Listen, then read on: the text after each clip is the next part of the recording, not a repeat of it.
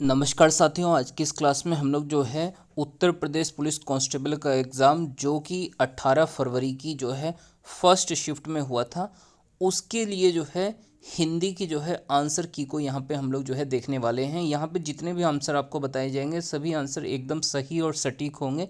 इनसे आप अपने क्वेश्चन को मिलाकर जो है देख सकते हैं कितने क्वेश्चन आपके इसमें सही हो रहे हैं।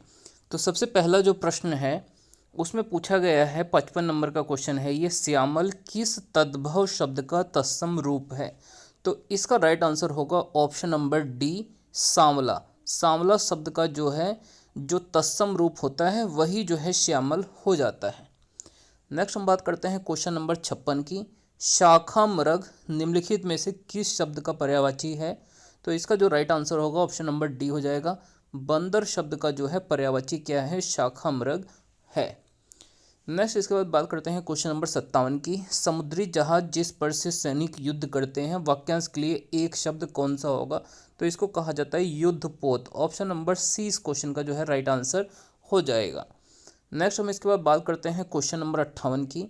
किस विकल्प में शब्द श्रुति सम भिन्नार्थक का सही अर्थ भेद नहीं है। तो इसमें हमको वो जोड़ा चुनना है जिसमें सही अर्थ भेद नहीं है।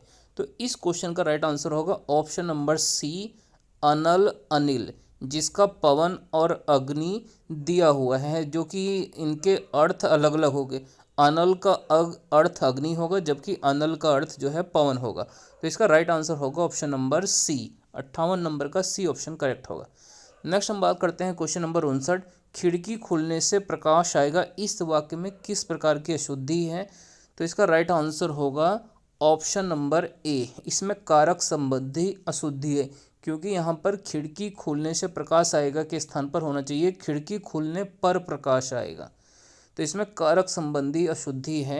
59 का option number A correct answer हो जाएगा। नेक्स्ट हम बात करते हैं क्वेश्चन नंबर 60 की। निम्नलिखित में से किसके नाम प्राय पुल्लिंग होते हैं। तो ये जो है लिंग चैप्टर से आपको क्वेश्चन पूछा गया था। तो इसका जो राइट आंसर होगा वो होगा ऑप्शन नंबर ए, समुद्रों के नाम जो है प्राय पुल्लिंग होते हैं। नेक्स्ट हम बात करते हैं क्वेश्चन नंबर 61 की। निम्नलिखित में से किस शब्द का प्रयोग एक वचन में होता है। तो इसका राइट आंसर होगा ऑप्शन नंबर बी, जो रोम और कूप शब्द है इसका प्रयोग एक वचन में होता है। नेक्स्ट हम बात करते हैं क्वेश्चन नंबर 62। अलमारी में कपड़े पड़े हैं, रेखांकित शब्द में कौन सा कारक है। तो देखिए इसमें में का प्रयोग हुआ है, तो इसलिए इसका राइट आंसर होगा अधिकरण कारक, क्योंकि अधिकरण कारक में ही में और पर का प्रयोग होता है। तो इसका 62 का ऑप्शन नंबर ए एकदम करेक्ट आंसर हो जाएगा। नेक्स्ट हम बात करते हैं क्वेश्चन नंबर 63 की। बनाकर शब्द में कौन सा प्रत्यय है। तो देखिए इस क्वेश्चन का जो राइट आंसर होगा वो होगा ऑप्शन नंबर बी, कर। प्रत्यय जो है इसमें बनाकर में जो है कर प्रत्यय का प्रयोग हुआ है।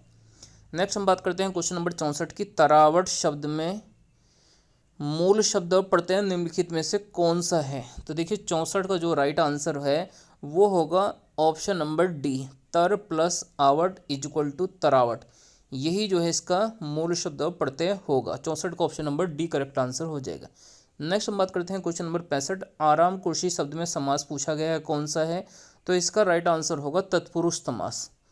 ऑप्शन नंबर डी इस क्वेश्चन का करेक्ट आंसर होगा। आराम कुर्सी मतलब आराम के लिए कुर्सी, तो इसमें कारक चिन्हों का प्रयोग हुआ है, तो इसलिए इसका आंसर जो है तत्पुरुष समास होगा। नेक्स्ट हम बात करते हैं क्वेश्चन नंबर 66 की। लक्ष्य का तद्भव रूप बताना है। तो देखिए लक्ष्य जो है लाख का तद्भव रूप है, तो इसका जो राइट आंसर होगा वो होगा ऑप्शन नंबर डी, लाख शब्द का तत्सम रूप क्या हो जाता है, लक्ष्य हो जाता है। तो ऑप्शन नंबर डी इस क्वेश्चन का करेक्ट आंसर हो जाएगा। नेक्स्ट हम बात करते हैं इसके बाद अगले प्रश्न की। तो देखिए इसके बाद जो अगला प्रश्न है इसमें पूछा गया है, सबसे पहले आपसे क्वेश्चन नंबर 67 में पूछा गया है कि बताइए जैनेन्द्र शब्द का संधि विच्छेद क्या होगा। तो देखिए क्वेश्चन नंबर 67 का जो राइट आंसर होगा ये होगा ऑप्शन नंबर डी, जैन प्लस इंद्र इज इक्वल टू जैनेन्द्र। ये इसका सही संधि विच्छेद हो जाएगा। नेक्स्ट बात करते हैं क्वेश्चन नंबर 68 की। निम्नलिखित में से कौन सा एक विवरण चिन्ह है। तो इसका राइट आंसर होगा ऑप्शन नंबर बी, ये जो है विवरण चिन्ह होता है। विवरण चिन्ह का जो है प्रतीक यही होता है, तो इसका ऑप्शन नंबर बी करेक्ट होगा 68 नंबर के क्वेश्चन का। नेक्स्ट हम बात करते हैं इसके बाद क्वेश्चन नंबर 69। तो देखिए 69 में पूछा गया निम्नलिखित में से कौन सा विशेषण संख्या को दर्शाता है। तो इसका राइट आंसर होगा ऑप्शन नंबर बी। यहाँ पर जो दर्जन शब्द का प्रयोग हुआ है यह विशेषण को दर्शाता है। नेक्स्ट हम इसके बाद बात करते हैं क्वेश्चन नंबर 70 की। मच्छर भिनभिनाते हैं इस वाक्य में कौन सी क्रिया है? तो देखिए जो मच्छर भिनभिनाते हैं इसके अंदर जो है नाम धातु क्रिया है। ऑप्शन नंबर डी इस क्वेश्चन का करेक्ट आंसर हो जाएगा।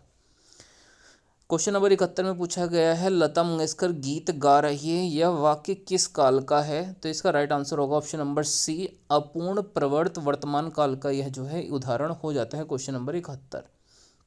नेक्स्ट बात करते हैं क्वेश्चन नंबर 72 की। मजदूरों द्वारा पेड़ काटा गया, इस वाक्य का वाच्य क्या होगा?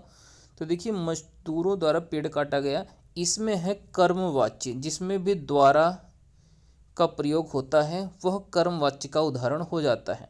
72 का राइट आंसर होगा ऑप्शन नंबर सी, कर्मवाच्य।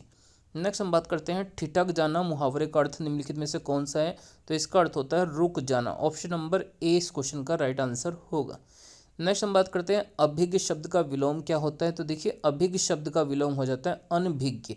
ऑप्शन नंबर ए इस क्वेश्चन का राइट आंसर हो जाएगा, अभिज्ञ का विलोम अनभिज्ञ। इसके बाद बात करते हैं 75वां, निम्नलिखित विकल्प में से एक लोकोक्ति है उसका चयन करना है। तो इसका राइट आंसर होगा ऑप्शन नंबर ए, जो गरजते हैं वो बरसते नहीं, यह जो है एक लोकोक्ति है। ऑप्शन नंबर ए इस क्वेश्चन का राइट आंसर होगा।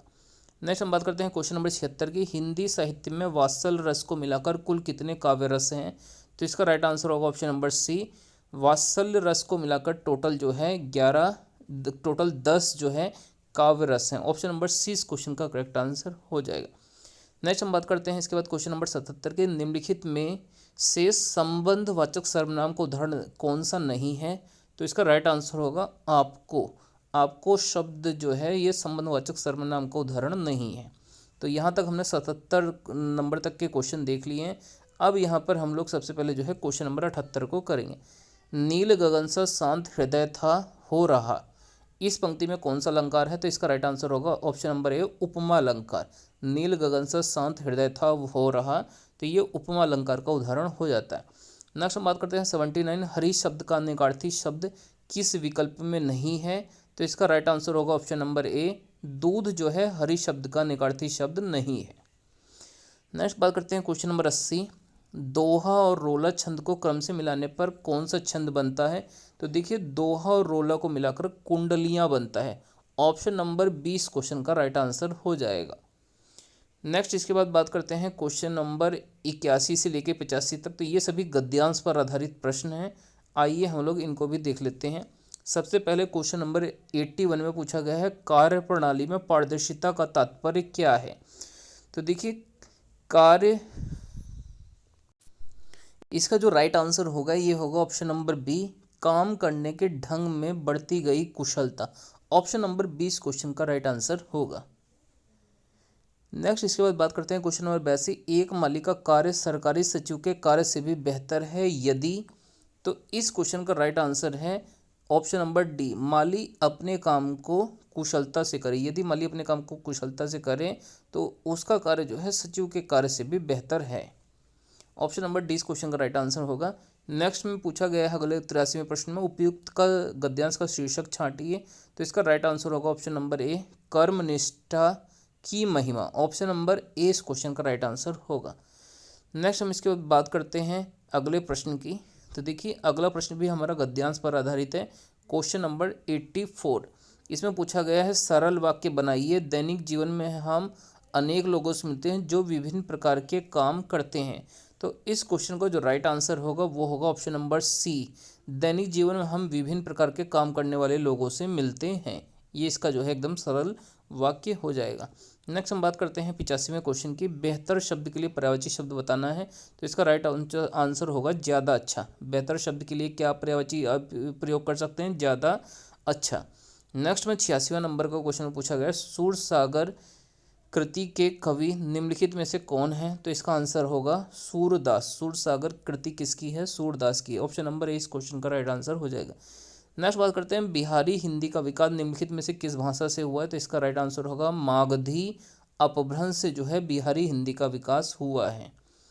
इसके बाद बात करते हैं क्वेश्चन नंबर 88 की। भीतर और बाहर यह किस क्रिया विशेषण के उदाहरण हैं? तो इस क्वेश्चन का जो राइट आंसर होगा वो होगा ऑप्शन नंबर बी, स्थानवाचक क्रिया विशेषण के ये जो है उदाहरण हो जाते हैं। नेक्स्ट क्वेश्चन नंबर 89 में पूछा गया मेघ शब्द का पर्यायवाची निम्नलिखित में से कौन सा है। तो इसका राइट आंसर होगा ऑप्शन नंबर डी, नीरद शब्द जो है मेघ अर्थात बादल का जो है पर्यायवाची है। नेक्स्ट इसके बाद 90 नंबर के प्रश्न में पूछा गया कुल और कुल श्रुतिशम भिन्नार्थक शब्द का सही अर्थभेद निम्नलिखित में से कौन सा है। तो देखिए एक कुल का अर्थ जो है यहाँ पर जो है वंश है, जबकि दूसरे कुल का अर्थ जो है यहाँ पर किनारा। तो इस क्वेश्चन का राइट आंसर होगा ऑप्शन नंबर बी, वंश और किनारा। कुल का अर्थ वंश हो जाता है, कुल का अर्थ जो है किनारा हो जाता है। नेक्स्ट इसके बाद बात करते हैं क्वेश्चन नंबर 91, फेंक कर चलाया जाने वाला हथियार, वाक्यांश के लिए एक शब्द का चयन करना है। तो जो फेंक कर चलाया जाने वाला हथियार होता है उसको अस्त्र कहा जाता है। ऑप्शन नंबर डी इस क्वेश्चन का राइट आंसर हो जाएगा। नेक्स्ट बात करते हैं इसके बाद अगले प्रश्न की। 92 क्वेश्चन नंबर है रामायण के रचयिता कौन है। तो देखिए जो रामायण के रचयिता हैं इनका नाम है वाल्मीकि। वाल्मीकि जो है रामायण के रचयिता हैं। तो ऑप्शन नंबर ए इस क्वेश्चन का जो है राइट आंसर हो जाएगा। तो दोस्तों ये आज की हमारी ये क्लास थी।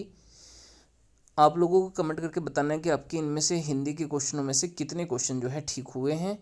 और बाकी वीडियो को अच्छी लगने पर वीडियो को आप लाइक करके चैनल को जरूर से सब्सक्राइब कर लें।